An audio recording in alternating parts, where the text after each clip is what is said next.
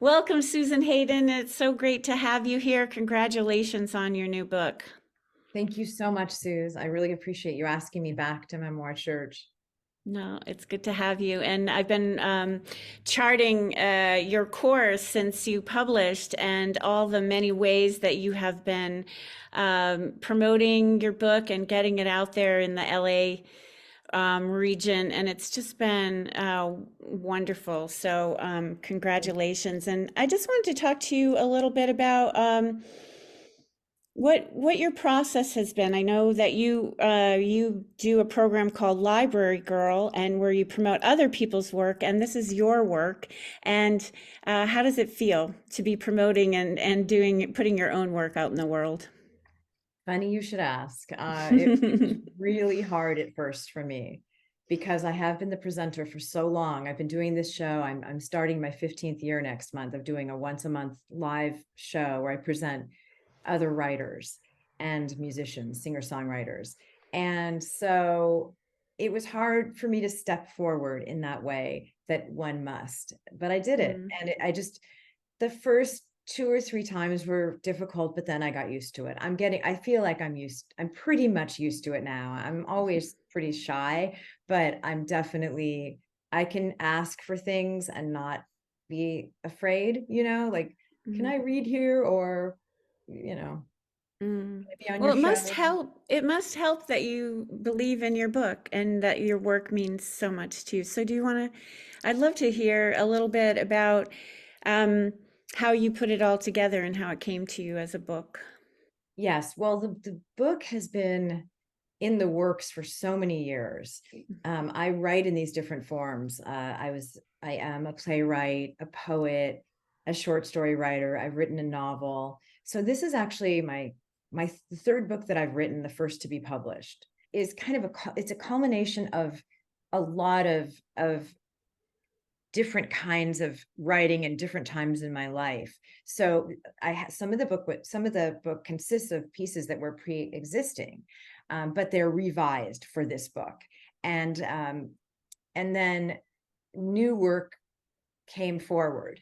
I would love to have you start reading the pieces. I love that you're calling it a hybrid memoir, and I love that you're shaking up the genre. That makes me very happy. So I'm really excited to hear what you have to read, and I'm going to take myself off the screen. But Suze, do Susan, you want thank me to you. open with this poem with the Yeah, narrative? Okay. yeah, All yeah. We right. stopped a little short, so we could do just that, and I think that would be great. Sure. Okay, I'm going to try to read it from the book. The text, the print is really small, but here goes. Now you are a missing person. One. There is no waiting required when reporting a person who is missing. The Department of Justice makes it easy. Without a copy of your fingerprints, dental records, skeletal x-rays, without a photo of what you look like, I fill out the form as next of kin. Pretend the essential information will help find you alive. That's when I realize, for all the chances you take, you have never broken a bone. My hand will not stop shaking. A volunteer tells me millions of Americans suffer from anxiety.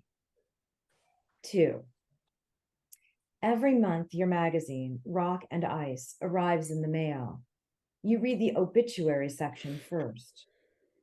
I know from being your wife that climbers and free heel skiers rarely die of heart failure, old age, or terminal illness.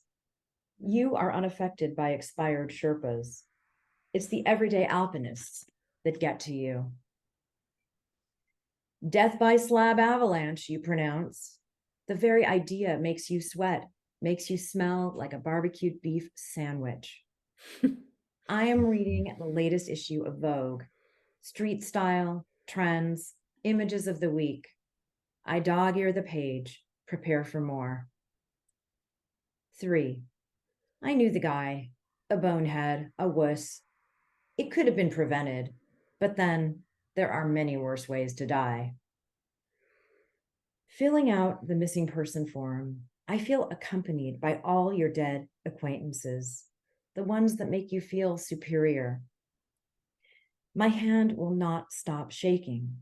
I want to ask, how could you vanish on a mountain of man-made snow? I want to scream, come home, as rescuers search ungroomed trails, as helicopters and newscasters hover. But your future rock and ice obituary has already been written. A coroner's truck circles the parking lot. Mm. Yeah, Yeah, wow. Thank you for reading that. of course. Mm. I'm going to read. So the book, as I mentioned, covers a lifetime. And I'm going to read a couple pieces from childhood, kind of where it all began. And it's interesting because after my first husband, Christopher Allport, died in an avalanche, going day skiing, I had a lot of writer friends approach me and say, "Oh, you have to write a book now while everything is raw. You've got to write about this. You've got to put this down. This is your time." And I found when I sat down to write, first of all, it was really hard to focus, but when I sat down to write, all I could write about really, I wrote a handful of poems about what had happened, but mostly what was coming back was I found myself at the beginning of my dreams. I found myself not just 27, which is how old I was when I met him, but I found myself maybe like a little girl. And then into my teens, I found myself writing about things I had never written about in my childhood. And yet that's what was coming out. And this is one of the pieces that came out at that time. It's called Borrowing Sugar. I used to borrow sugar, or try to, not just from anyone, from entertainers in the neighborhood. They lived in sprawling ranch-style homes with aerial views, front yard aquariums, and life-size statues.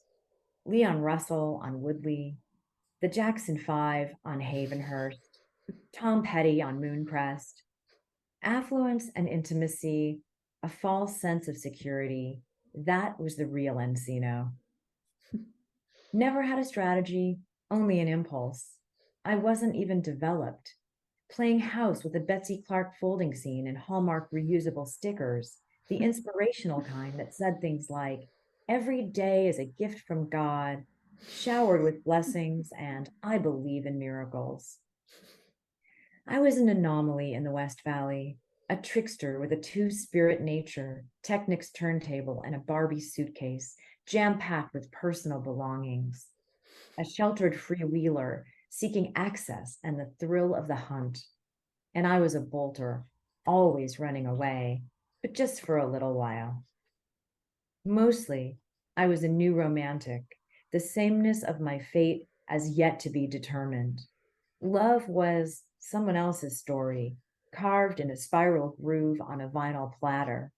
So I borrowed sugar, or tried to, but instead, dogs barked, alarms rang out, and I was escorted off private property, released back into the ranch of the Evergreens, Los Encinos, encircled by the transverse ranges, surrounded by the nouveau riche. For months, years, my measuring cup stayed empty, roaming the streets of the 91316 where It's a Wonderful Life was shot. South of Ventura, Liberace had a piano-shaped pool, let me swim in it once, called me sweetie. North of Valley Vista, the gullies and ditches connecting flatland to hillside were hideouts, wishing wells of early faith. Faith in the power of everything, canceled out by a voice saying, "You're nothing." My brother, brazenly dealing weed and coke from his bedroom window. He tried to teach me that goodness was impermanent, on loan. But I had love songs in my head that made big promises. When the lunatic moon touched my brother, converting him from a tender boy into the opposite of sugar, it was songs and sweets that pulled me across. When not borrowing, I was busy eating. Hostess cupcakes, fruit pies, snowballs, Twinkies, zingers, donuts. I was addicted to sugar. It made me bold and shy, empowered me, sedated me. Borrowing sugar equaled escape from an unsafe home. Fleeing risk by risking was better than staying put. The in crowd lived elsewhere, that much was clear. Over the hill in woodsy canyons with more shade and less heat. Jackson Brown on Outpost Drive. Joni Mitchell on Appian Way. I wanted to be free and in the clouds, but I was exiled to Royal Oaks with its lion's head door knockers and central air conditioning. And I learned how to work my way in by saying, lend me some sugar. I am your neighbor. It was my only way around a set of circumstances, in search of the sweetness from someone else's life, whose whereabouts were hidden but known to me. That's how it started, this borrowing sugar. That's how it started, this running away. That is great. I love the sense of place. So strong. Thank you. Beautiful. Beautiful. Yeah, the first third of the book really takes place in the San Fernando Valley where I grew up, and has a lot of humor, and I think that people are really drawn to that section. And this is from the section. This is what I call a fragment. So a fragment in the book is like, I liken it to, they're all in italics, and it's like sharing a secret with a friend.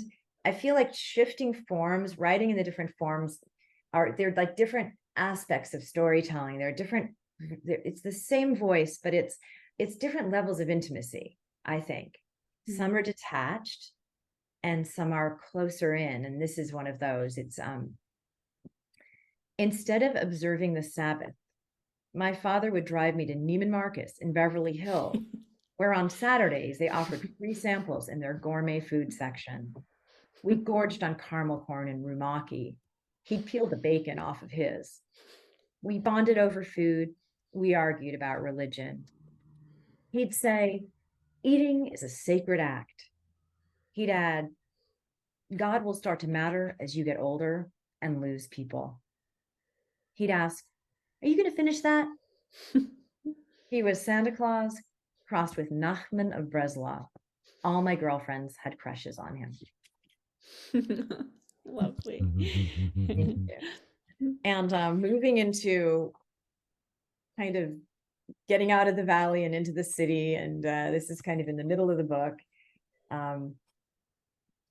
In my early 20s, this is a piece called, he called himself a very late bloomer.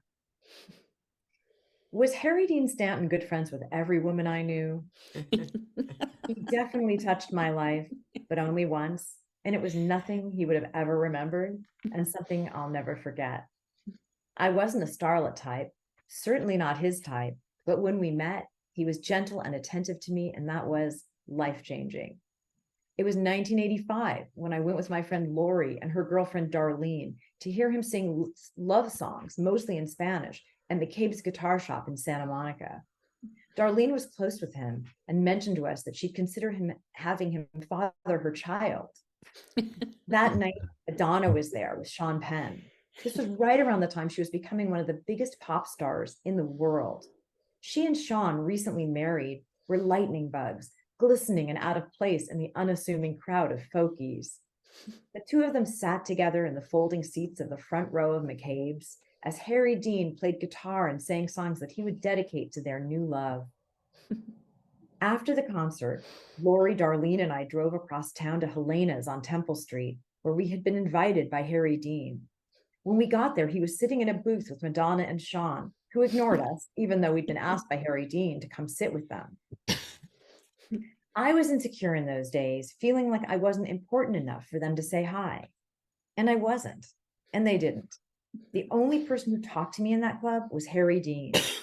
I got to sit next to him and hear his simple but ancient wisdom, his quotes from Chief Seattle about this web of life and not leaving footprints, about how there's no death, only a change in worlds.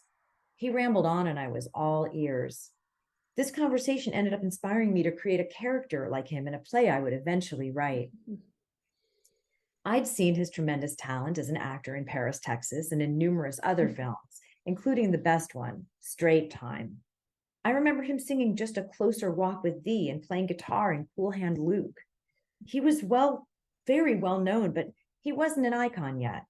He was tops in my book. What struck me that night at McCabe's, watching Harry Dean interpreting these old time ballads, not as a character in someone else's film, but playing himself, was his tenderness.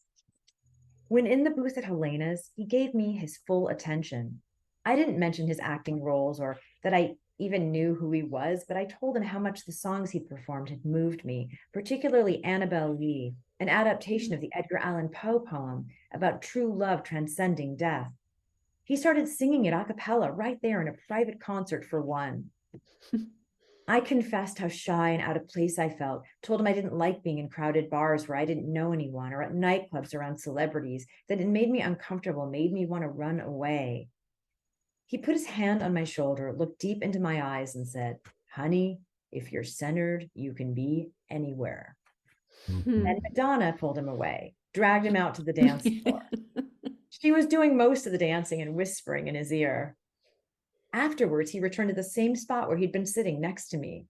He wasn't flirting or making moves. It wasn't that sort of an exchange. He was calm and knowing, and I felt like I could say anything to him and he wouldn't think less of me. In spite of his words about being centered, which I didn't understand at the time, I couldn't handle being at Helena's. I didn't belong there, so I told Lori and Darlene I wanted to leave. I said goodbye to Harry Dean and thanked him for all the poetic insight he'd shared. And he wrote down his phone number and home address and said, "You want to talk again? I'm here for you." Oh my goodness. But he had turned into a superstar of sorts. And when I think about calling him, he seemed out of reach. He died more than 30 years from that night.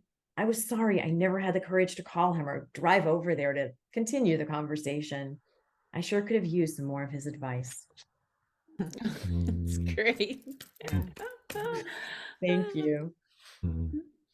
And this moves into when I first met my first husband in a play that it was a Harold Pinter play actually that he was performing at the Mark Taper Forum. And this is just, I have a few pieces about him, in addition to the Now You Are a Missing Person. This is called Darby Slick Was Onto Something. He was a Connecticut Yankee with a Christian name, a child of the 60s, and a win-win compared to the sincere California liars I previously attached myself to, the ones who all shared multiple personality disorder, the ones who'd insisted in ensnaring me into a perpetual state of discontent and ecstasy. He was high-low, a cross between the Colony Club on the Upper East Side and the Speakeasy Cocktail Bar on Pico in Santa Monica. He played guitar with a harmonica holder around his neck, wrote his own songs, sounded like Jim Croce and Harry Chapin, had tears in his throat. He told me he'd come close to being a big star, that he'd acted in almost 100 TV shows, guesting or recurring. He said he was on the precipice, in a good way. He was a relationship person and the father of a 10-year-old boy. He'd never been without a woman. He wanted somebody to love. He needed somebody to love. I was drawn to his want, to his need. It gave him a refreshing quality. Even with a familiar hot-headedness, he was a breather from the posers, schizos, and 12-step dropouts of my inner circle. I decided to marry him then and tortured myself with the plague of all interfaith unions. Who would perform the ceremony? A priest, a rabbi, or both?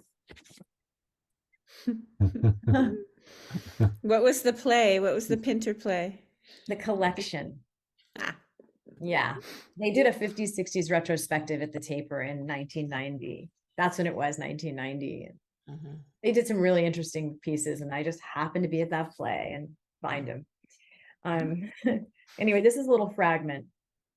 It's called Convert. Chris was more Jewish than I was, insisted on lighting the Hanukkah candles, made better latkes than Rabbi Schulweiss's wife, didn't know how to fix anything around the house, asked to join a temple, read Elie Wiesel, was obsessed with Jackie Mason, wanted to nail a mezuzah to our doorway, did everything short of getting circumcised.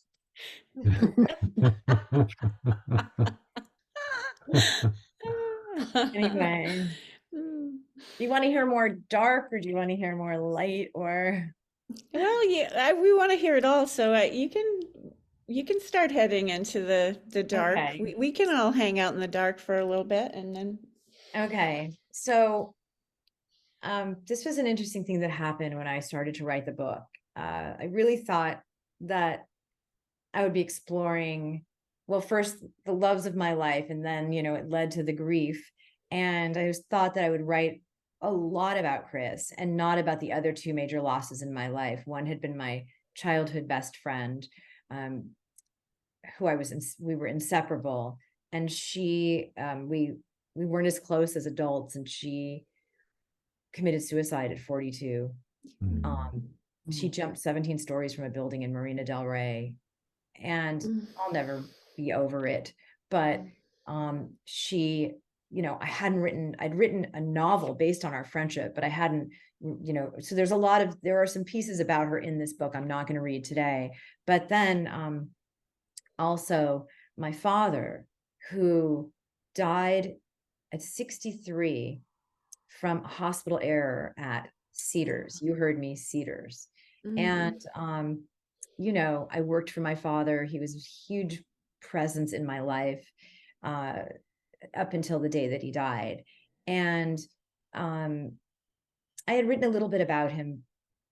I hadn't written much about him while he was alive, but I started to really explore some of what happened to him. And I'm just going to read this one piece mm, called Gross Negligence. Now he was in a coma. He'd survived all-day surgery for what turned out to be cancer of the esophagus. He was aware and awake, but then they pulled out his breathing tube too soon. There was a code red. No one thought to do a trach. He was left without oxygen for 11 minutes. Mm. It was a resident's fault. Part of the training was to work 72 hours without sleep. mm. He was unresponsive on a ventilator and a feeding tube for 2 months. Our family didn't want to let him go. His color was good. He was gaining weight. And when I was in the room alone with him, it was as if he could hear me, like he was listening. His blood pressure would go down when he'd hear my voice. The OJ trial had begun. It was on the overhead TV in his hospital room for weeks. When we'd arrive at the hospital first thing in the morning, we'd find the nurses sitting in the visitors' chairs, hooked to the television screen. Johnny Cochran made his opening statement for the defense. I watched Denise Brown testify that her sister was an abused wife. I brought in a boombox and played my father the songs he most loved. My Favorite Year by Michael Feinstein, the entire soundtrack from Phantom of the Opera. I wanted to wake him. I wanted to buoy him up. Everything on him kept growing, like someone who was healthy. His fingernails needed clipping. His beard begged for a trimming. He was a tidy man, distinguished, impeccable. He'd had a legendary beard that he paid a beautician to trim twice a month. Now he was starting to look like Howard Hughes. I brought a clippers and a scissors from home, pulled them from my purse. First, I cut and filed his nails. Then my mom and I took turns trimming his beard. We did a horrible job. It was ragged. I realized in my whole life as his daughter, I had never once touched my father's beard. He was untouchable until he wasn't. Mm. Mm. Beautiful and sad. Thank you. And then this is a piece for my father, a little more uplifting. It's called Starstruck. I was 6 years old and having lunch at the farmer's market on Fairfax with my father when he pointed out a small, round man in a dark overcoat. He was wearing a tilted gray fedora, sitting on a bench, drinking coffee and smoking a cigar. See that guy? He's the most acclaimed movie star in the whole world. Go ask him for his autograph. Edward G. Robinson was perched in the vicinity of Dupar's. He looked like many of the other older actors who congregated there, only he was by himself, with that faraway look in his eyes and a hard shell around him to ward off looky-loos. I had no idea who he was, felt embarrassed and shy about approaching him, but my father persisted, wouldn't take no for an answer. Excuse me, Mr. Robinson, may I have your autograph? I asked. Excuse me. Why, sure, young lady. And who shall I make this out to? He inquired, scanning the area for someone much closer to his age, who surely would have recognized him and wanted his valuable signature. He found my father leaning against the wall of Dupar's, trying to act nonchalant. He locked eyes with him, shook his head, and grimaced. Then he smiled at me, tore off a piece of paper from his placemat, and wrote, "For Susie, with every good wish, Edward G. Robinson." On the drive back home to the valley, my father's voice was trembling with glee and wonder. One second. So sorry, I have a tickle in my throat. That's all right. Put that away somewhere safe, my father said.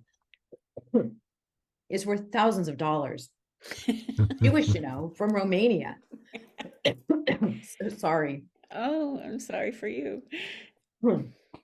Like your grandparents.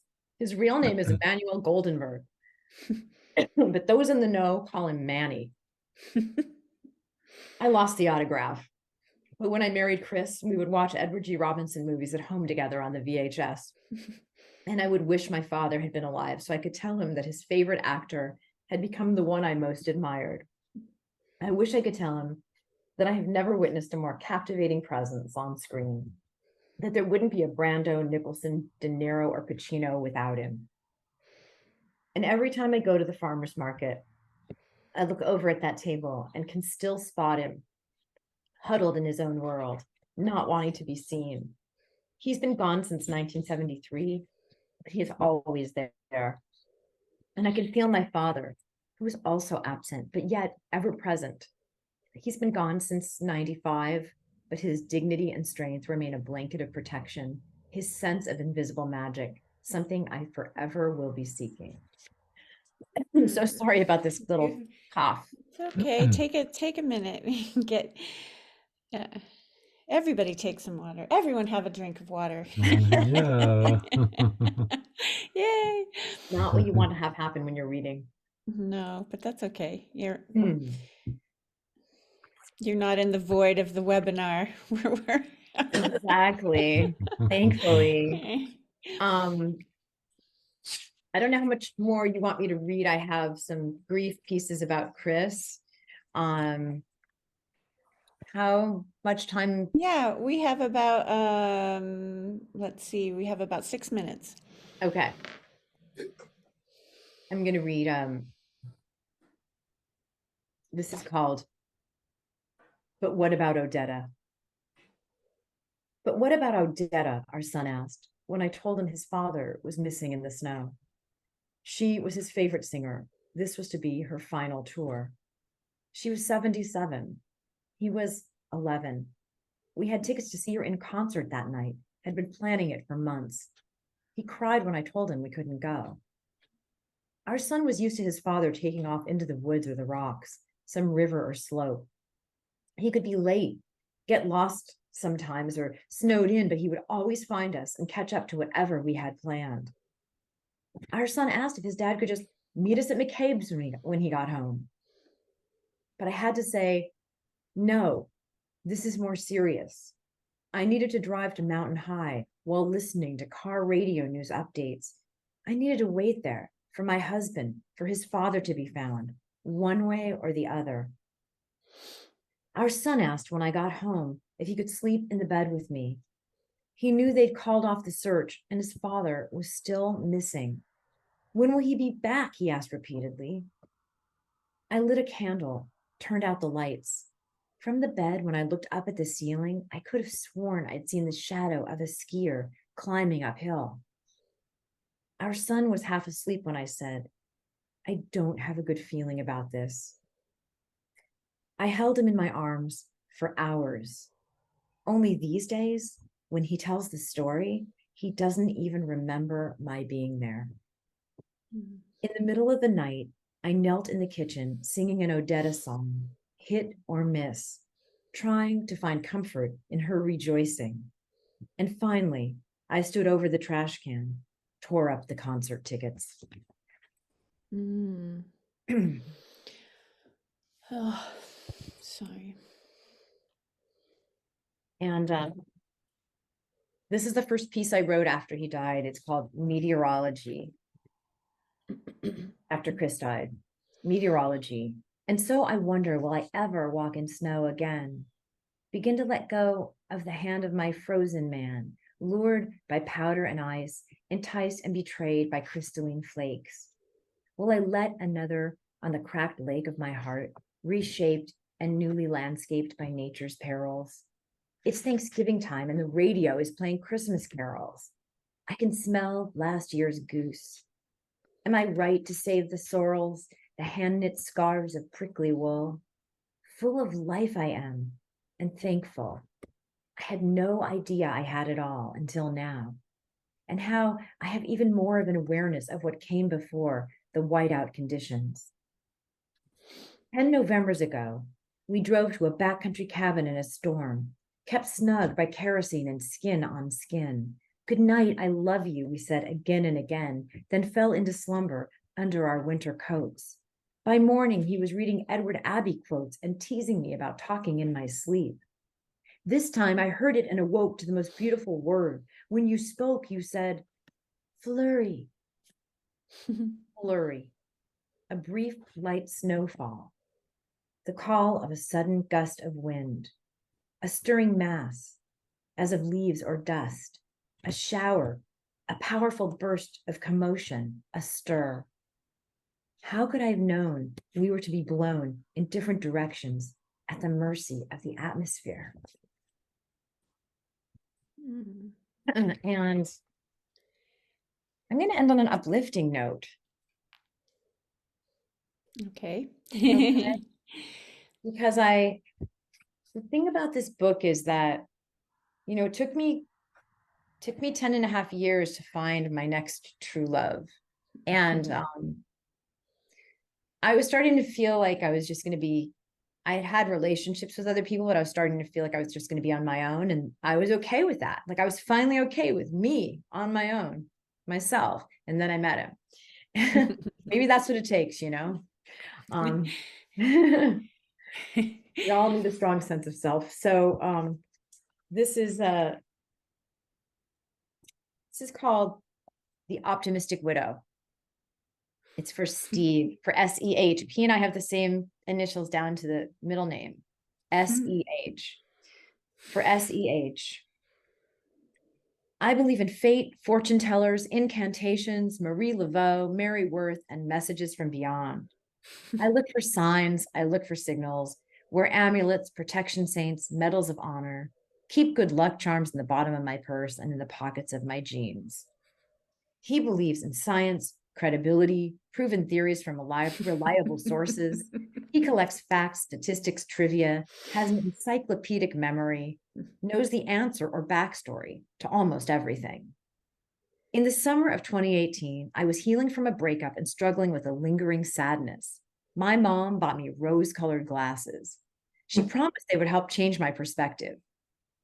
I was wearing them when I walked into that restaurant where he was sitting while we awaited a mutual friend. It wasn't a fix-up and I wasn't interested, but within 45 minutes, I was smash, bang, smitten, and everything aligned. I asked him, are we the same person? We'd made the same tracks. We were a widow and widower, having each spent nearly 2 decades with charismatic adventurers we'd coupled with that same summer of 1990. When they died, we both felt we'd lost our greatest. This story begins in 1978 at the Shrine Auditorium at a Grateful Dead concert. He and I figured out that that was the first time we were in the same room together. And we decided there must have been 1,000 more shows over a 40-year time span where we were in the same venue unknowingly. We are kindred. Besides having the exact initials down to the middle name, our fathers both grew up on the west side of Chicago. I was on the same spoken word CD as his late wife, and we each lived in Spanish homes built in 1927 with the same 4 numbers in the address. Even though he doesn't believe in synchronicity, he's the one who pointed all of these things out to me. I didn't want to fall in love with him. I had learned how to take care of me. I'd found an autonomy I'd never known, and every man I'd ever loved was starting to appear in my consciousness as a series of sepia-toned photo strips, a set of exposures. But it's hard to resist the impulse to capture joy when it's been stolen from your everyday life, as it was for the two of us. Together, we live with the unasked for knowledge that who you count on most can just as easily disappear. And yet, we can't think about that every second. We must make it incidental music. He is more logical than I am, and we don't always see things the same way. He didn't attribute the rose-colored glasses with bringing us together, but I did in part. After we became an official couple, I lost them. I longed to wear them again, but soon realized I didn't need them anymore. And yesterday, I was cleaning out my car and saw that they'd been safely hidden for nearly 4 years in the storage compartment between the two front seats. They've been our unknowing lucky charm, a talisman that has traveled with us, protected us, and brought new eyes to a magical thinker and an information seeker. We are not identical, but even with our differences, we are a miracle. He doesn't have to believe in Kismet. He understands the marriage of love and grief. Thank you. Mm. Thank you. Thank you. Thank you.